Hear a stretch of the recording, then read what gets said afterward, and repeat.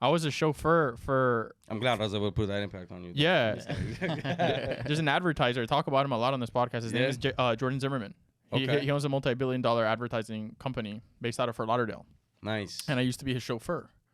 And one day he invited me up to his office and he showed me this massive, it's like a 10-story building, glass building. Crazy. He's like one of the biggest employers in all of Broward County.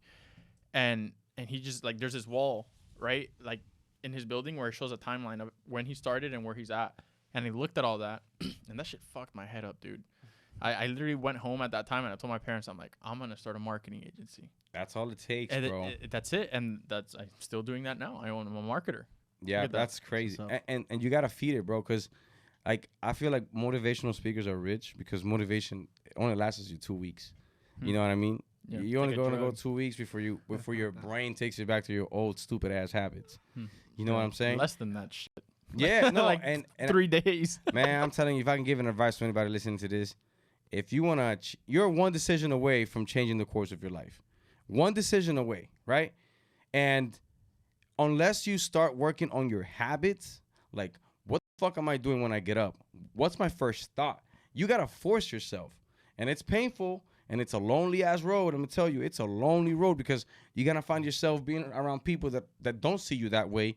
And all of a sudden, you're the bad guy. All of a sudden, you're the guy that thinks too high of himself. And it's like... You change. Yeah. And it's like, no. Of course I changed. Yeah, bro. And it's a lonely road, but it's worth it. Because at the end of the line, like, bro, I'm 33, and I have friends that I grew up with, and sometimes I hear them talk, and they still sound like they're like they're still in high school. Yeah, and I'm like, dude, what the fuck is going on with you, bro? Yeah. Do you not have any responsibilities? Like, you just winging it? What the fuck? Yeah. You know, so you gotta stay motivated. You gotta stay consistent.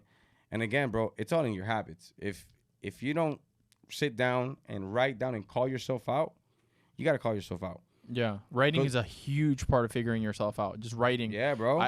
This week I was writing. I made a few mistakes recently, professionally and personally, that really were digging a hole in my head. You get what I'm saying? Like I couldn't let it go. It's always on my mind. And I was like, you know what? Why am I giving it so much power? I'm just going to finally put it on paper, and I'm gonna write down and I took this from Drake. I'm a huge Drake fan. You guys probably already know this. Yeah. In a song, Drake goes, I took notes of the mistakes I'll never make again. Nice. I think it's in Two Birds, One Stone or one of the songs. That's deep. And I literally was listening to that song because sometimes I listen to Drake to get my fucking right. And he said that, and I'm like, yes. I wrote a list of all the mistakes that I've made that cost me the most money, the most pain, the most whatever, that took from me, whatever it was that it took from me. And I highlighted those. And then right next to those is my goals. This is what I'm not going to do ever again, and this is what I'm going to aim for. So it's very important to write these things down.